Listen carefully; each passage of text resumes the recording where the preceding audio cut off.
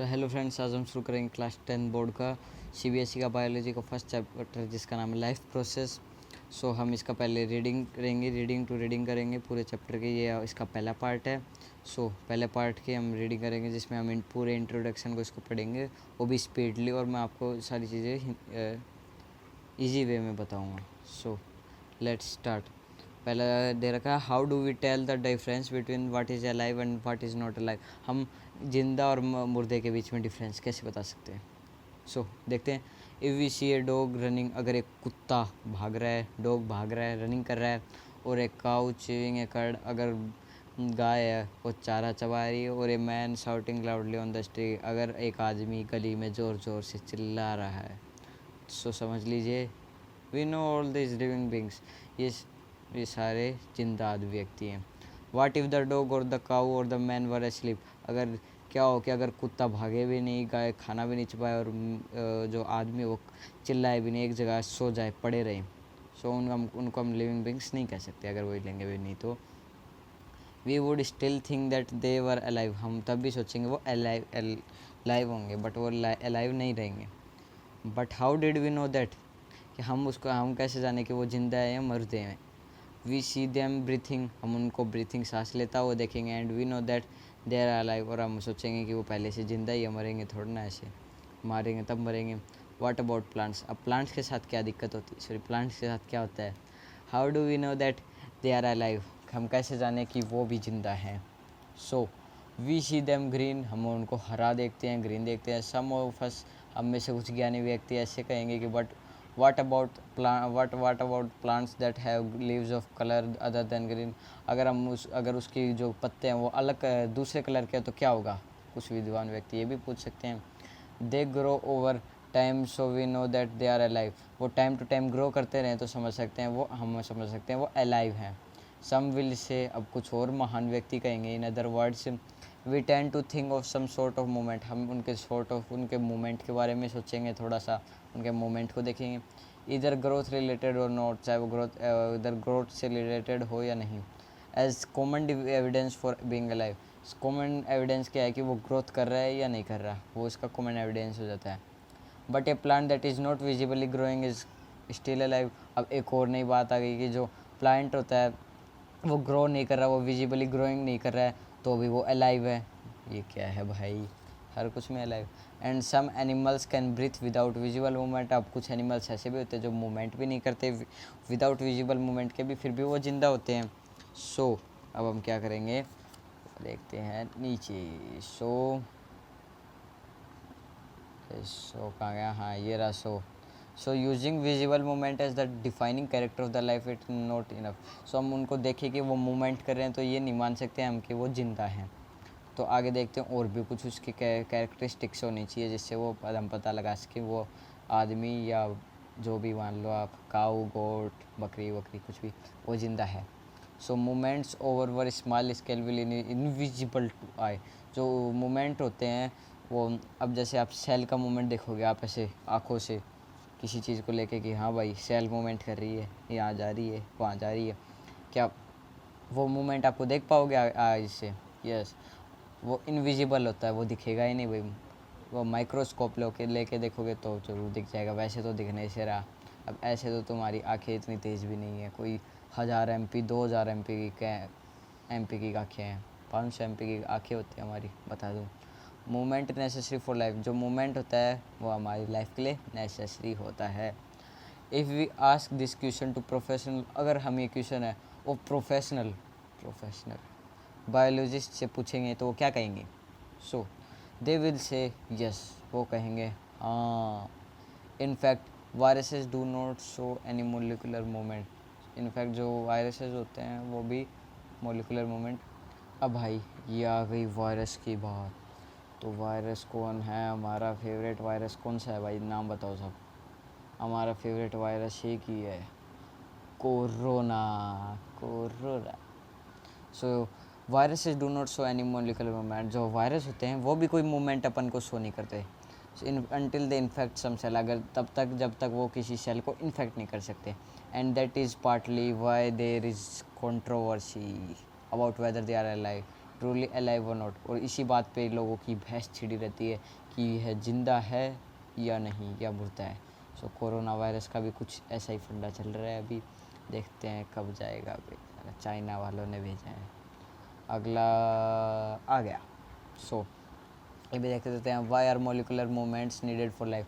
अभी ये बताओ कि मोलिकुलर मूवमेंट नीड क्यों करते हैं लाइफ के लिए, क्यों बिना मोलिकुलर मूवमेंट के ज़िंदा नहीं रह सकते क्या हम। We have seen in earlier classes, हमने पिछली वाली क्लास में पढ़ा है, अबे पढ़ाई होगा यार, that living organism are well organize structure, जो लिविंग ऑर्गेनिज्म होते हैं वो वेल ऑर्गेनाइज, अच्छी तरीके से बनाए हुए, सोच सोच के बनाए हुए स्ट्रक्चर्स होते हैं। They can have tissues have cells have smaller component in them and so on, atom जो भी है। टिश्यू क्या होते हैं, the group of cell have same origin और सेम साइज के होते हैं, जो सेम शेप के होते हैं, और उनका जो ओरिजिन है वो भी सेम रहता है, वो कहलाते हैं टिश्यू। ये पिछली साल आया था। सो अब देखते हैं क्या था, टिश्यू कहाँ गया रे हमारा। टिश्यू है सेल्स, और उसके अंदर भी पता नहीं क्या क्या होते हैं। सेल्स के अंदर भी सेल ऑर्गेनल्स होते हैं, उनके अंदर भी होते हैं कुछ, हमको तो सेल ऑर्गेनल्स तक पता है। Because of the effects of the environment के इफ़ेक्ट के चलते this organized ordered nature for living organism structure is very likely to keep breaking down. Environment के बदलाव के चलते जो हमारी लिविंग स्ट्रक्चर है वेल ऑर्गेनाइज्ड ऑर्डर्ड में, जो वो एक ऑर्डर्ड में चलती है, ऑर्डर नेचर में चलती है कि हाँ भाई ये करना है, ये करना है, ये धीरे धीरे टूटती जा रही है, धीरे धीरे ये ऑर्डर टूटता जा रहा है।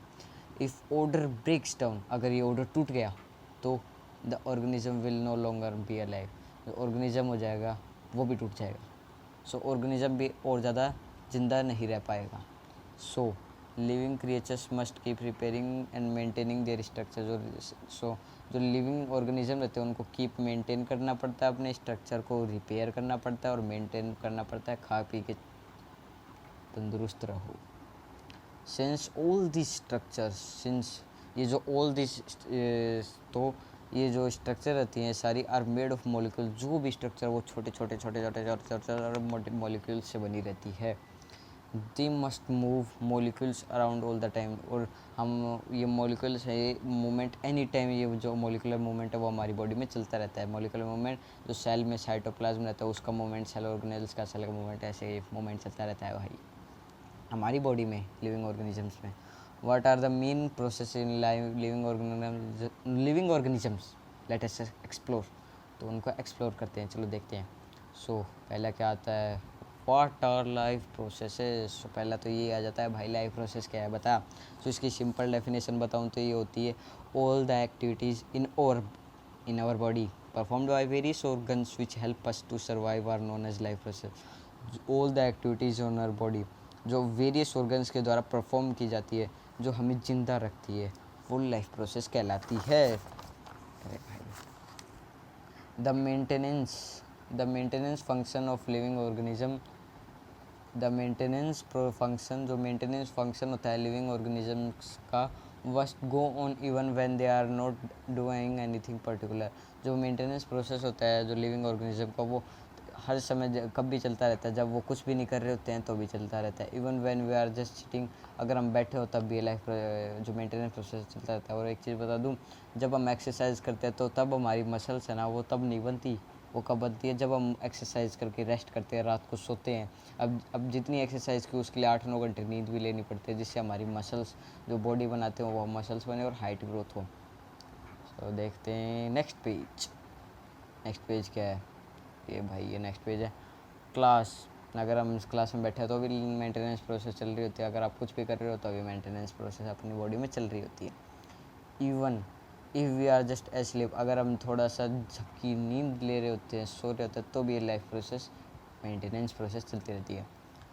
This maintenance job has to go on, इस मेंटेनेंस जॉब को जानकर हैज़ टू गो ऑन, चलना पड़ता है और ही होना पड़ता है। The process which together perform this maintenance job, जो प्रोसेस है, जो इसमें, अरे यार जो प्रोसेस है ना, इसके जो मेंटेनेंस प्रोसेस के साथ चलती रहती है, वो जो मेंटेनेंस प्रोसेस भी मेंटेनेंस जॉब को भी करती है और अदर फंक्शन है ना हमारी बॉडी के, वो भी एक साथ परफॉर्म करती है, वो लाइफ प्रोसेस कहलाती है। आगे बाई डेफिनेशन लाइफ प्रोसेस की ये पूरी यहाँ से the process which together perform this maintenance job are known as life process.